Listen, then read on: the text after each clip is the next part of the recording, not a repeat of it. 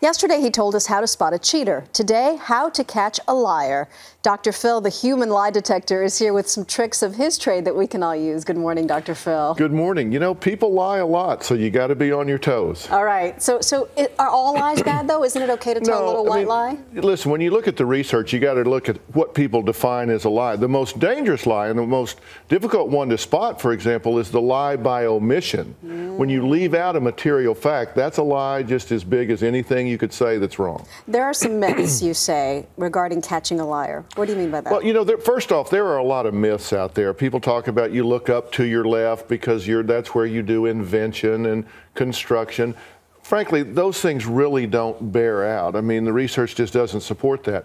What you can do, and I think it's very important, is to remember that, number one, sometimes you've almost got to help a liar by being in denial. I mean, come on, you got to tune in and trust your gut instincts.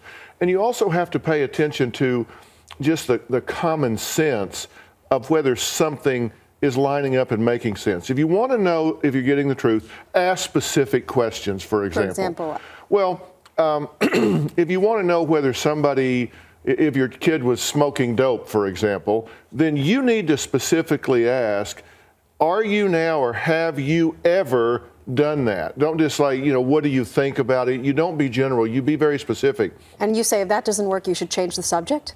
It's interesting. You got to do what we call baselining. You talk to somebody and see how they're behaving. Change to a safe subject, and if they become more fluid in their motions, if their breathing gets more regular, then all of a sudden, you know, wait a minute, they were aroused when I was talking about that, and that's what a polygraph operator picks up on.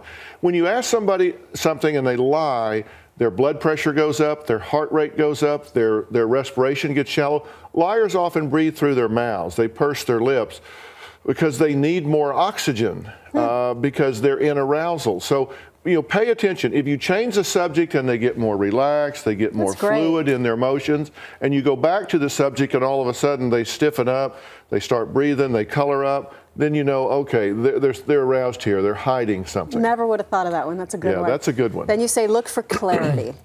Listen, clarity is important. When people are telling you the truth, they'll look you in the eye, not too much or looking away, they'll look you in the eye, and they'll tell you the truth. But when people are lying, they get over-emphatic. For example, I did not do this. We heard that. I did not have sex with that. Well, I was going to let you say that instead of me. But, you know, that's exactly right. They're over-emphatic, and they won't realize that. They'll oftentimes, they won't use contractions. You know, they'll say, if they're not lying, they'll say, I wasn't there. But if they're lying, they'll say, I was not there. So listen, if they get more emphatic and drop contractions, they don't like using personal pronouns, I, me, because they don't want to own the lie. So they'll try to use intransitive verbs and just kind of put it off like, oh, it didn't happen, instead of I didn't go there. And are they repetitive? They are repetitive. Oftentimes a liar, because they don't want to go too far afield, will repeat your question back to you. They'll say, did you drive over there last night? I did not drive over there last night. They'll repeat it back to you. And liars are often too rehearsed. They've got a story, and they'll repeat key phrases over and over and over across time. It's really common sense. If you dial into this, you trust your gut instincts.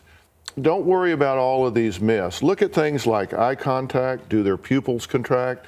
What's their breathing like? Do they behave differently when you're on a safe subject?